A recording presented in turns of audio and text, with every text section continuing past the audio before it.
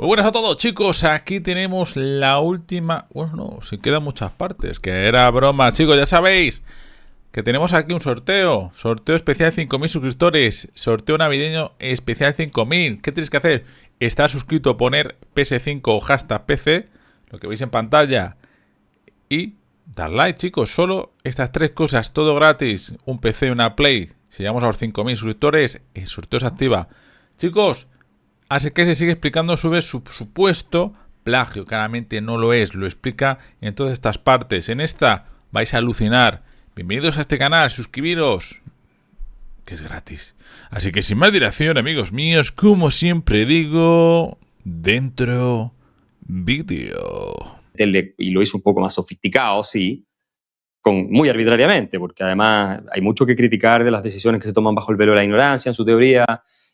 Por ejemplo, ¿por qué él excluye la propiedad privada sobre los medios de producción del primer principio de justicia? No tiene por qué excluirlo.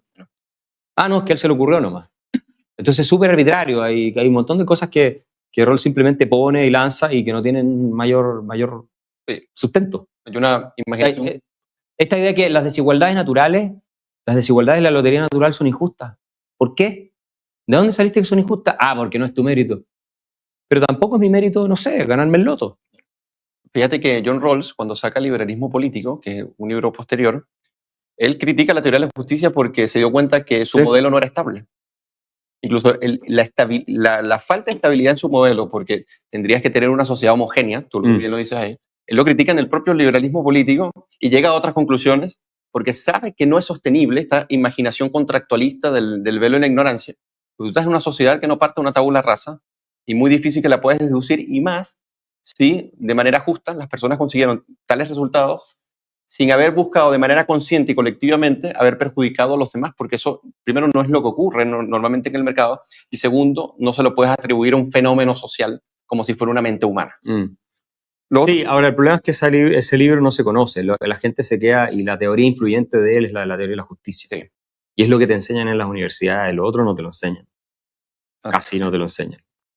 Axel, acá tú haces una crítica al sociólogo Thomas Marshall, quedándolo en lo anglo un poco, en la influencia anglosajona. Y dices algo bien interesante. Dice, cuando ya entras al capítulo de los derechos sociales, ¿no? Normalmente atacar la justicia social o los derechos sociales que están tan sacralizados siempre se toma muy mal por las personas que incluso ni siquiera conocen las implicancias, como bien decías. Tú comentas acá, todo el análisis histórico que formula Marshall para elaborar su teoría de que la igual condición de ciudadano requiere una igualdad material completa en materia de oportunidades, ignora el hecho de que los pobres fueron quienes crearon la riqueza existente en la sociedad burguesa gracias a la revolución industrial. Sí. A mí esto me parece un gran párrafo, o sea, una gran línea, porque acá luego dice en la página 42, pero la falacia según la cual los pobres no pueden salir adelante sin asistencia del Estado queda en evidencia cuando se analiza la historia de la riqueza. ¿Por qué ir hasta allí? Es muy importante esa obra de Marshall de ciudadanía y clase social, Citizenship and Social Class. Exactamente. Porque en esa, no solo el desarrollo de la teoría de los derechos sociales, sino que se ve el desprecio profundo que la izquierda siente por la gente pobre. Exactamente. Es impresionante. Yo cuando leía el texto, cómo Marshall dice, no, pero los pobres, primero habla a favor de ella, dice como, sí, no puede haber igual condición de ciudadanos, si los pobres no tienen acceso a derechos sociales como educación, salud, un montón de cosas que también tienen los más acomodados, y entonces hay que igualar, aunque sea para abajo, pero es fundamental ¿cierto?, para la igualdad de ciudadanos. Pero dice, si es que los pobres ni siquiera pueden decir algo inteligente, algo así, dice, es como que los pobres, ¿qué importa que tengan libertad de expresión los pobres si es que los pobres no tienen las herramientas intelectuales, la educación y todo lo que una persona tan inteligente como yo, Marshall, les enseñaría? Es una cosa muy despectiva, como que no pueden tomar sus propias decisiones, sin los salvadores e iluminados tipo Marshall y todos los socialistas no tendrían nada que hacer. Y esta es la teoría que Atria importó a Chile. Si Atria se basó en Marshall. Sí.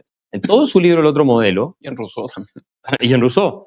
Pero su libro El Otro Modelo, y yo me acuerdo cuando debatí con él y me hablaba de toda esta teoría de que entonces primero habían sido los derechos, ¿cierto?, de igualdad ante la ley, los derechos civiles, después los políticos, y ahora tenían que venir los derechos sociales. ¿Por qué? ¿Qué tiene que ver? Exactamente. Lo ve como una consecuencia. Sí, ¿no? que es como una proyección, casi como si hubiera una ley histórica que determina que tienen que venir los derechos sociales. Yo argumento que los derechos sociales son la negación de los derechos civiles y políticos, o por lo menos de los derechos civiles. Son la negación, porque tú no puedes avanzar en la idea de derechos sociales según Marshall, que conducen a un Estado que controla todo también, ojo, porque si uno es riguroso en el análisis de Marshall, tienes que llegar a la conclusión de que como no puedes aceptar desigualdades en materia de derechos sociales, el Estado tiene que controlar la totalidad de la educación, de la salud, en teoría también de la vivienda, de las pensiones. Entonces todo lo que importa en la vida te lo controlan los políticos, te lo controla el Estado, para que no haya esas desigualdades y tú como padre no puedes pagar un mejor colegio y no puedes pagar, qué sé yo, una universidad, etc. Entonces es una teoría nefasta y hay un punto ahí donde él dice, de lo que se trata es de, no es de levantar, para que la gente de abajo esté mejor, ¿cierto? Él dice eso en una parte. De lo que se trata es de demoler todo el edificio para que queden bungalows, dice, si es que es necesario. No sé. O sea, que sea todo una villa miseria, digámoslo así, pero lo importante es la igualdad como fin. Eso es, la igualdad como fin. Y parte de esto, tú lo abordas también en otro capítulo, sobre una mala noción del principio de libertad. Eso es esencial, sí. En donde uno ve que la libertad es un problema, en este caso, de los fines y la determinación del fin en autonomía que tiene la persona, y otros lo ven como un problema de medios, ¿no? No existe libertad si no hay medios para poder hacer, ¿no? Pero acá, en este capítulo de los derechos sociales, tú dices, la lógica es totalmente al revés de lo que afirman los socialistas, ¿no? Es la falta de libertad, producto de la coacción y la ausencia de Estado de Derecho, lo que crea la pobreza, y no la pobreza la que produce la falta de libertad.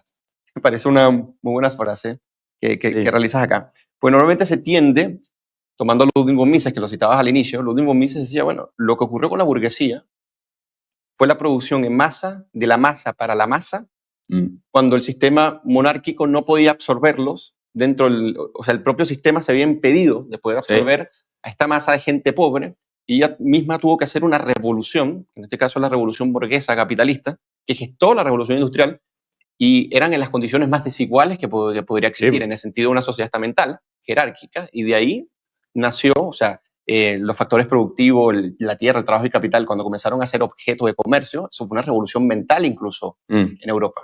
Y esto se gestó a través de lo que tú dices, de los pobres, ¿sí? en libertad, al inicio, obviamente, en condiciones muy difíciles, pero gestaron la mayor revolución de la historia que permitió la civilización tal hoy día como la conocemos. Sí, yo te diría que tal vez ese es el punto más importante del libro, porque es un vaso comunicante en distintos capítulos. La idea de que tú no tienes libertad si no tienes medios, ¿no es cierto?, o cierto tipo de recursos para alcanzar los fines que te has propuesto. Esa es una idea nefasta, es una idea peligrosísima.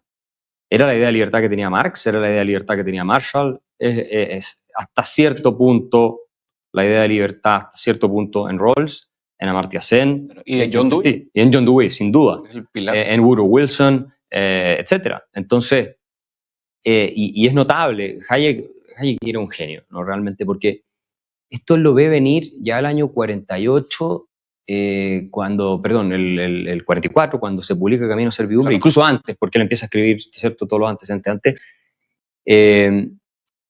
Esta inversión del concepto de libertad al que los socialistas recurrieron, ¿no?, para hacer como que iban en la línea de los liberales, pero que ahora te están ofreciendo una libertad integral, completa, cuando en realidad lo que estaban planteando era la negación de la libertad. Con este argumento de la libertad positiva o la libertad entendida como acceso a recursos materiales. Y el problema, para que la gente lo entienda, es que en la tradición clásica la libertad es la ausencia de coacción arbitraria, y por lo tanto tú tienes el rule of law, el Estado de Derecho. El Estado de Derecho implica, por definición, en su esencia, en esta tradición, la limitación del poder, ¿no? No es el Estado legalista. Los nazis también tenían Estado legal, todo estaba aprobado por leyes, pero no el Estado de Derecho.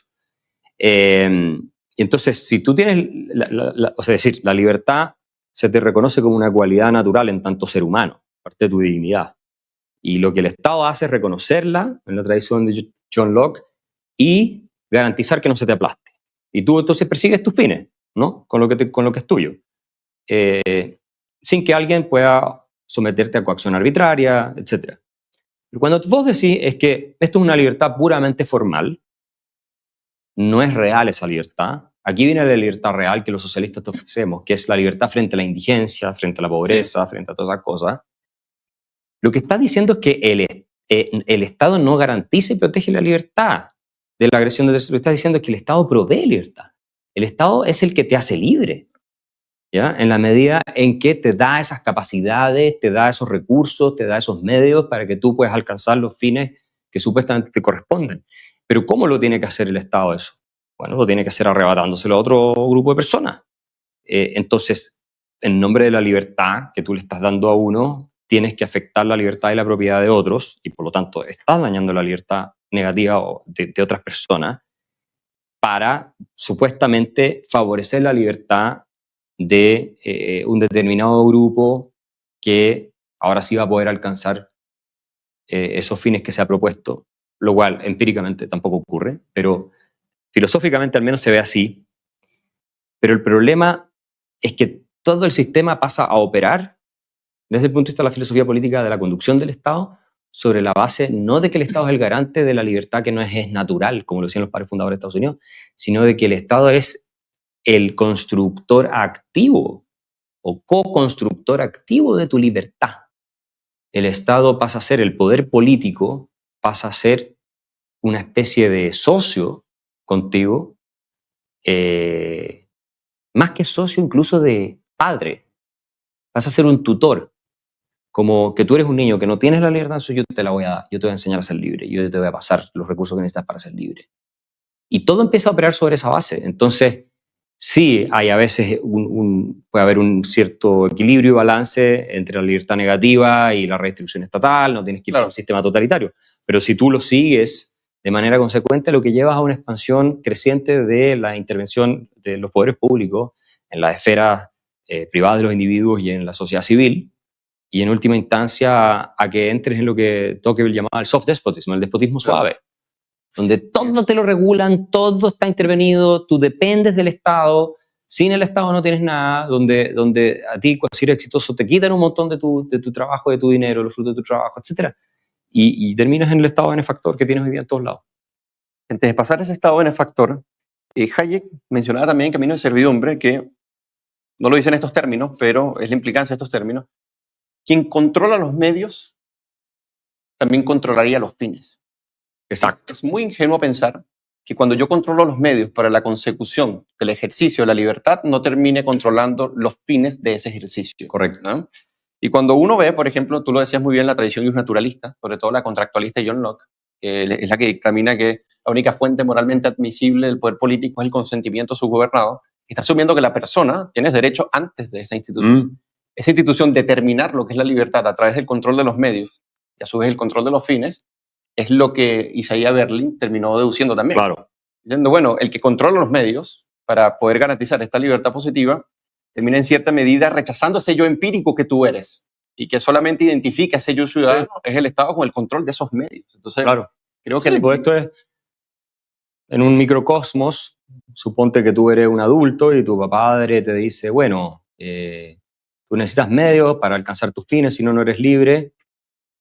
Pero esa persona que controla esos medios para que tú persigas tus fines también te puede decir, pero es que esos no son tus fines son estos otros. Como yo te paso los medios, tienes que perseguir estos otros, porque tú, como careces de libertad y de las herramientas para ser consciente de esos fines que tú realmente deberías perseguir, pero yo como estoy en una posición de superioridad, que es un poco lo que decía Berlin, ¿no? Entonces yo puedo a ti imponerte por tu propio bien lo que tú elegirías si tuvieras la conciencia que te falta ahora. Entonces hay todo un juego ahí, porque cuando yo hablo de recursos no solo me refiero a recursos materiales, me refiero también a recursos intelectuales. O sea, el Estado tiene el rol de educarte de una cierta manera, de que tú, en esta visión, ¿no?, intervencionista, de que tú seas capaz de ver qué es lo que te conviene, ver tu bien de alguna forma, ¿no? Y el Estado tiene que orientarte en ese sentido, y por tanto se presta para cuestiones terribles, totalitarias, porque si yo reclamo que yo veo tu bien mejor que tú, y que si tú tuvieras la racionalidad suficiente podrías ver el mismo bien para ti que yo estoy viendo para ti, entonces yo tengo derecho a obligarte a ti a perseguir tu bien a la fuerza. Que en este momento no eres capaz de ver. Que en este momento no eres capaz de ver, correcto.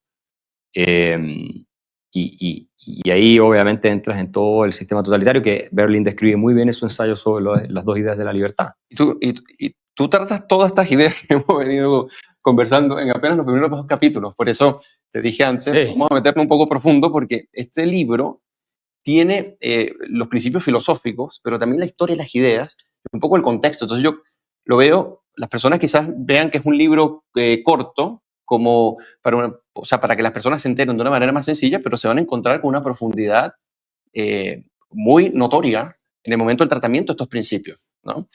Ahora vamos al neoliberalismo. Sí. Axel. El neoliberalismo. Bueno, chicos. Yo creo que aquí cambiamos de tema, más económico. Hablamos en lo social y todo, ¿no? Pero bueno, chicos, ¿qué puedo decir? ¿Quién está a favor de la izquierda? ¿Quién está a favor de la derecha? ¿Son lo mismo? Al final, cada uno tiene que tener una autocrítica. Yo, el mejor consejo es no fiarte de nadie, ir investigando tanto a unos como a otros, o simplemente ver la realidad. Lo que te cuentan los políticos suelen vivir una realidad paralela, donde tienen un montón de asesores, donde tienen aduladores para que le hagan favores. Pero tú vas por la calle y el mundo de los políticos es otro. Es más inseguro, es más duro, más trabajador, menos bonito. Así que, bueno, lo importante es tener los pies en la tierra y saber realmente lo que pasa. Pero también hay que ser feliz, chicos. A veces en la ignorancia te hace la felicidad. Yo digo, esto es una frase que digo mucho, digo, hay que saber de todo, pero también hay que ser feliz. O sea, no puedes estar todo el rato siempre atento a lo que pasa en el mundo. A veces la ignorancia, pasa, olvídate. ¿Qué pasa esto? Bueno, sí, está bien, ya hay tiempo para preocuparse, pero otro tiempo también para reírte por tonterías, hacer el tonto y no estar siempre tenso por es que va a pasar esto, es que lo otro, es que todo es política. Hay tiempo para todo, chicos. Hay tiempo para todos.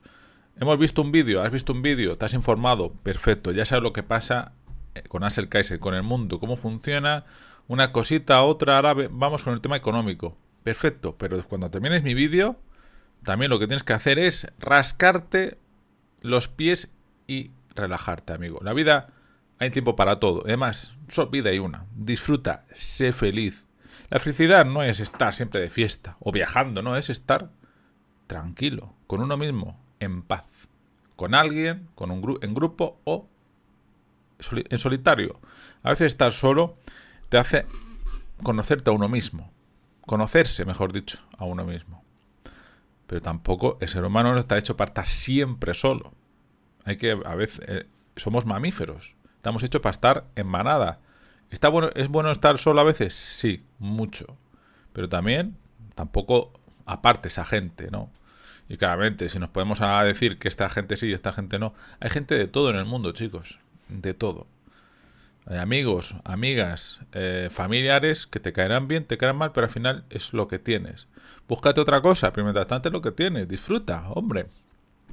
Hay tiempo para todo, tiempo para preocuparte y tiempo para hacerte el tonto en la vida, ¿no?